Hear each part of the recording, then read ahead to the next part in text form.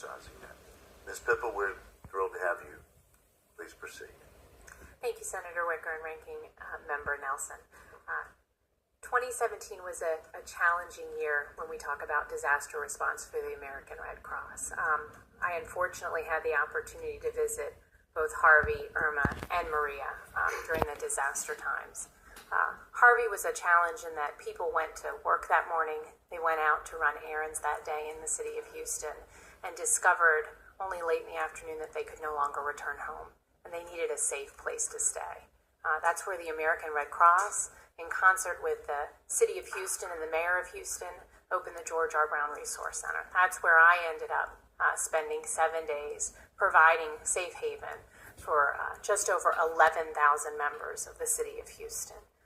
It was an amazing opportunity for us to provide those services, but clearly a very complicated response when you talk about the infrastructure that's compromised and the ability to move people and material resources into and out of impacted areas. Came back to Florida for Hurricane Irma, watched that happen, watched us as we worked with local and county emergency management to open pre-landfall evacuation centers. We saw historic numbers of people evacuate. We think that is in part due to them watching people be stranded during Hurricane Harvey. And so they took those watchings and warnings much more seriously and chose to evacuate for the safety of their family. And we saw unprecedented numbers in those centers. Post-landfall, I had the opportunity to tour a lot of the state. One of the places I ended up was at Immokalee, which is a small town in southern Florida. It is geographically isolated and it's in the Everglades area. This is a town that had no access to power after Irma made landfall. That means their grocery stores didn't work, their gas stations didn't work, and they're an hour and a half from really any other viable resource in the area. We kept a shelter open there for an incredibly long period of time to make sure that the citizens of Immokalee were supported until that they could restore power and some infrastructure there. But that's just one town in many in Florida. Everglades City was another one of the southernmost points of Florida state, absent the Keys. And they were heavily impacted, not just by surge, but by wind as well. It became an incredibly complicated area for us to get resources into, is that they were so isolated. And then Maria, it's hard enough to get items in when the infrastructure is compromised, but when you're talking about an island where the airport and the seaport are both impacted, the ability to move resources in becomes just that more exponentially challenging. I was in Maria in February. We were still delivering generators to people without power. We're still delivering food to people who don't have access to grocery stores that have power so that they can sustain. We're still giving out water filtration systems because there's no potable water there. So there's still a long time to go. And while we've spent a lot of time talking about response, and it may fall out of the media's coverage, recovery is a long-term game.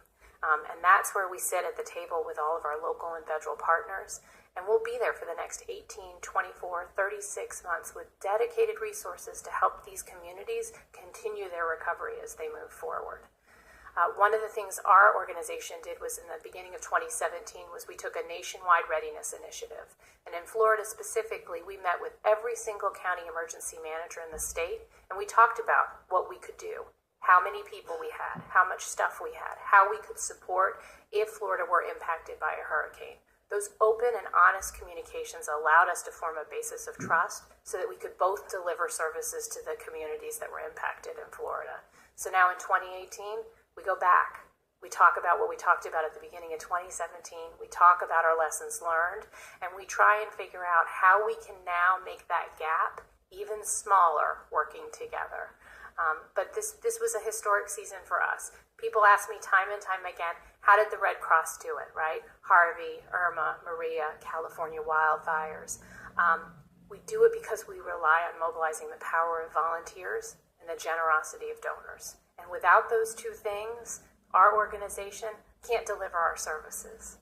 We're a 90% volunteer-based organization. And so we count on the generosity of the American public, and we count on the volunteers who raise their hands, who leave their families in other places in the U.S. and come down to help our impacted communities recover as we move on. Thank you very much for the opportunity to share my stories with you today, gentlemen. Mr. Chairman, may I make an additional comment about this? There's objection from you.